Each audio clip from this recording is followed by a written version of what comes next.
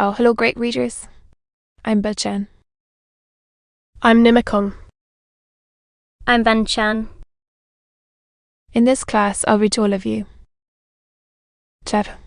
21 Sec. 3 of Jane Eyre and Autobiography. As. Oh.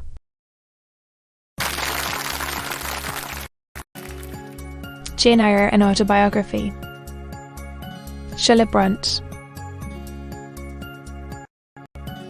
Chap. 21 Sec. 3. Her hand away.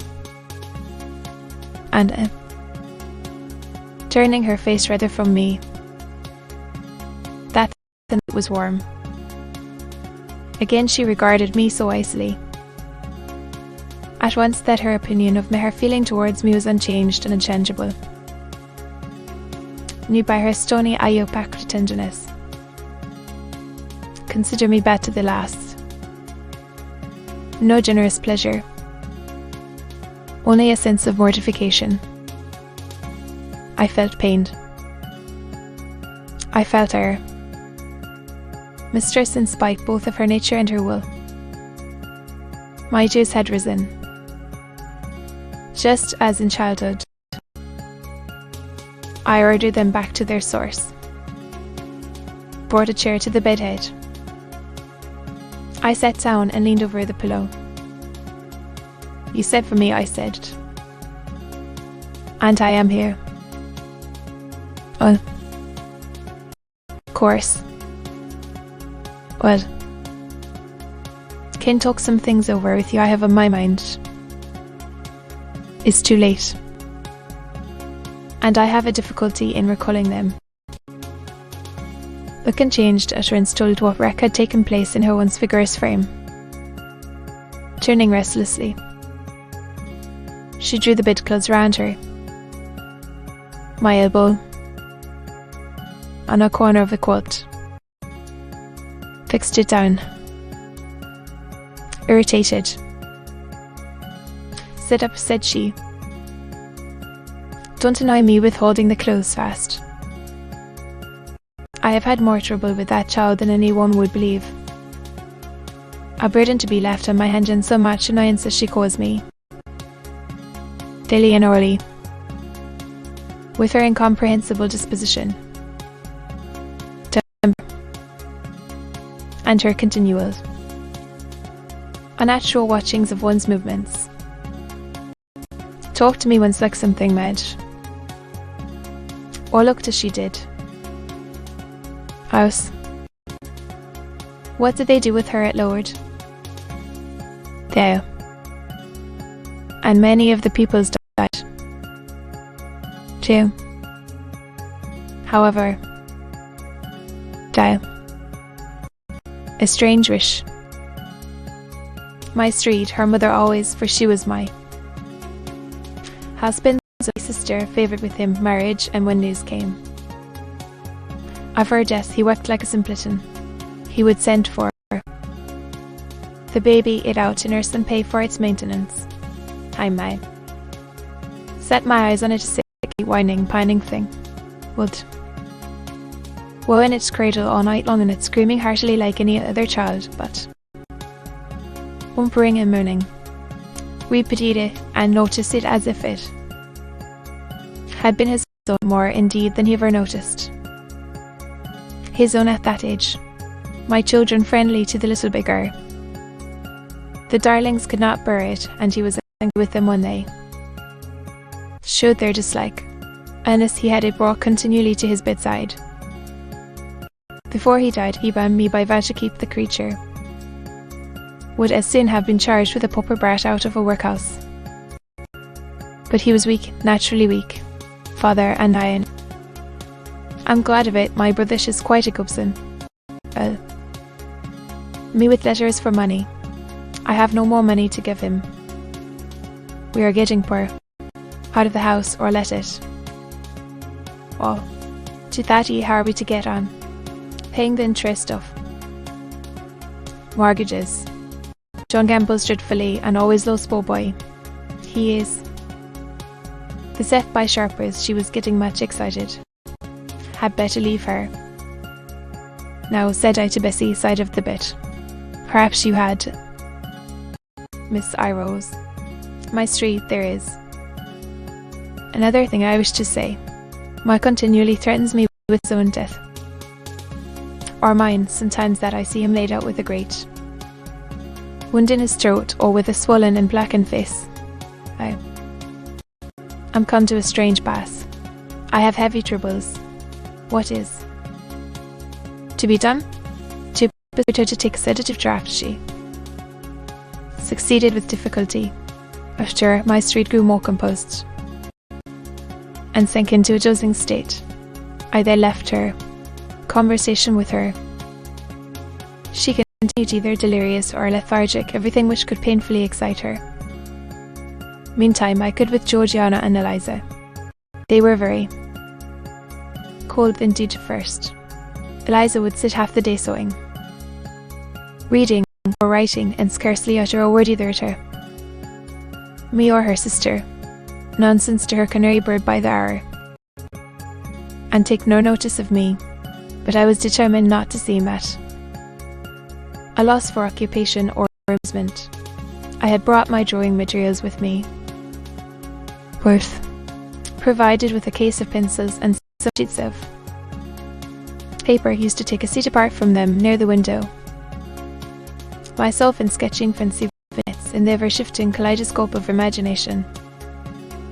A glimpse of sea between two rocks, the rising moon, and a ship crossing its disk and water flags, and on Aed's head, crowned with lotus flowers, them and Ulf sitting in a hedge sparrow's nest, and a wreath of hawthorn bloom. One morning I fell to sketching a face. Was to be, I did not care or no. Pencil. Gave it a broad point and worked away. O visage. That contour gave me pleasure, it with features. Strongly marked horizontal eyebrows. Must be traced under that brow of Aloud, naturally or well defined. Nose with a straight ridge and full nostrils, then a flexible looking mouth. By no means narrow, then a firm chin. However, decided cleft down the middle of it, of course, back whiskers were wanted, and some jetty hair tufted on the temples and waved above the forehead. Now for the eyes to the last, because they required the most careful working. Large I shaped them, while the eyelashes I traced long and sombre, varied lustrous and large. Good, but not quite the thing I thought. I surveyed the effect, wrought the shades blacker to secured success. There I had a friend's face under my gaze, and what did it signify that those young ladies turned their backs on me? I looked at it. I smiled at the speaking likeness and content. Is that portrait of someone you know? Asked Eliza, had approached me unnoticed. I responded that it was merely a fancy head, and hurried it beneath the other sheets. Of course, daylight was, in fact, a very faithful representation of Mr. Rochester. What was that to her, or to anyone but myself? I'd fast up. But the other drawings pleased her much, an ugly man. They both seemed surprised at my skull, their portrait and each vein. Terence sat for a pencil outline. Then Georgiana produced her album. I promised to contribute a watercolour drawing, put her at once into good humour. She proposed a walk in the grounds. Before we had been at 2 hours, conversation received, and I even got hints of the titled conquest she had made in the course of the afternoon and evening. These hints were enlarged on, soft conversations were reported, and sentimental scenes were presented, and in short, my benefit. The communications were renewed from day to day on the same that me herself her loves and woes. Never once referred either to her mother's illness or her brother's death. The present gloomy state of the family prospects with reminiscences of past gaiety and aspirations after dissipations to come. About 5 Minutes each day in her mother's sick room and no more. Spoke little. She had evidently no time to talk. Busier person than she seemed to. These she did, or rather to discover any result of. Her diligence had an alarm to call her up early, her sup before breakfast. But after that meal she divided her time into regular portions. As each hour had its allotted task, a little book which I found. An inspection book. I asked her once what was the great attraction of that volume, and she said the rubric, 3 hours. She gave to stitching throughout the border of a square crimson cloth carpet, in answer to my inquiries after the use of this article. Near get sheet. 2 hours she devoted to her diary herself in the kitchen guarding, and one to the regulation of her accounts. Seemed to one, no company, no conversation.